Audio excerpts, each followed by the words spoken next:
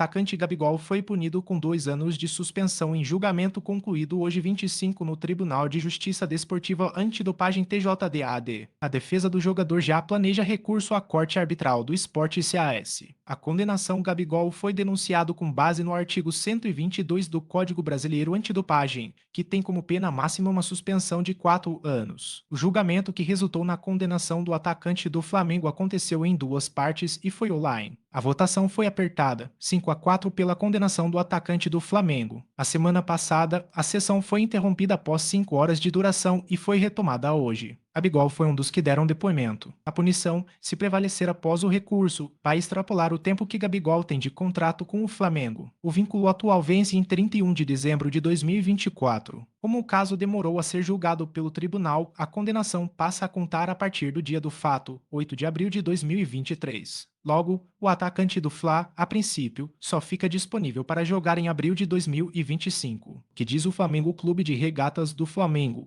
tomando conhecimento do resultado do julgamento do seu atleta Gabriel Barbosa, o sentido de aplicação de pena de suspensão de 2 anos, até abril de 2025, por 5 votos pela condenação e 4 pela absolvição, vem a público dizer que recebeu com surpresa a referida decisão e que auxiliará o atleta na apresentação de recurso à Corte Arbitral do Esporte, uma vez que entende que não houve qualquer tipo de fraude, nem mesmo tentativa, a justificar a punição aplicada. Como a denúncia aconteceu, o episódio que gerou o processo contra Gabigol aconteceu em 8 de abril de 2023, um sábado, véspera de um jogo contra o Fluminense pela final do Carioca. A Autoridade Brasileira de Controle de Dopagem ABRE foi ao Ninho do Urubu, CT do Flamengo, para um teste surpresa fora de competição. Os oficiais de controle de dopagem, que são os responsáveis por colher as amostras dos jogadores, relataram várias situações negativas a respeito de Gabigol. A ideia era colher as amostras e fazer os exames antes do treino. Só que aí veio a lista de situações relatadas. Gabigol não foi até os oficiais antes do treino e ignorou a presença deles depois do treino. Ele foi almoçar e nem ligou para fazer o exame. Gabigol, segundo o relato, tratou a equipe com desrespeito, indignado porque ele estava sempre na lista dos exames. Os oficiais disseram que Gabigol estava muito irritado e usou uma linguagem rude. Passada essa celeuma inicial, Gabigol teria aparecido depois sem avisar e pegou o pote para coletar a amostra de urina sem avisar a ninguém. Aí, o oficial de controle teve que ir correndo atrás dele no banheiro. Os oficiais precisam ter contato visual enquanto o jogador faz o xixi no copinho. Por quê? Para comprovar que ele não colocou urina de outro lugar ou de outra pessoa para ser testada. Há o relato na denúncia contra ele de que o jogador tentou esconder a genitália no momento da coleta da urina. O relato dá conta que Gabigol ainda entregou o pote aberto, contrariando o que o oficial de controle tinha pedido. Aquele dia, Gabigol não foi o único a ser testado. Outros jogadores do Flamengo também foram submetidos ao exame. Por isso tudo, o atacante foi denunciado por fraude ou tentativa de fraude de qualquer parte do processo de controle de doping. O que a defesa já tinha alegado no processo, a defesa de Gabigol já tinha alegado que o comportamento do jogador não configura tentativa de fraude.